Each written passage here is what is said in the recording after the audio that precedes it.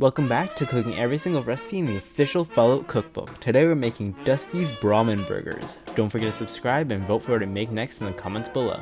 To start this recipe off, we need to make the Nuka-cola BBQ sauce. So in a large saucepan over medium-high heat, you're going to combine half a cup of Nuka-cola soda, the syrup. I'm assuming not the actual water and everything, just the syrup. I only use the syrup. Half a cup of ketchup, quarter cup Worcestershire sauce, quarter cup steak sauce, a teaspoon of onion powder, a teaspoon of garlic powder, and a tablespoon of hot sauce. And you're going to bring that up to a boil, and then you're going to reduce the heat to low and simmer uncovered for 20 minutes. And then you're going to put it into an airtight container, and it can be stored in the fridge for up to 1 month. Now for the burgers. In a medium bowl, you're going to combine 1 pound of ground bison or ground beef. Parents did actually find bison for this, so that was very exciting. And you're just going to season it with salt and pepper, and then form it into patties. And then grill them. My dad grilled them, so there's no footage of me grilling. But yeah, you grill them, and you put cheese on top of them after they're done grilling for a minute. But that's pretty much it.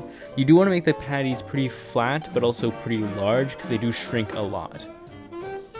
Mine were a little too fat, and they didn't really sit on the bun very nicely.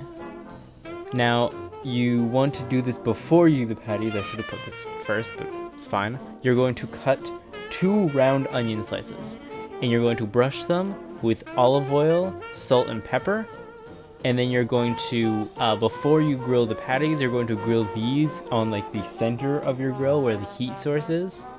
Or just basically overheat until they char a little bit. And then you're going to wrap them in tinfoil and set them aside.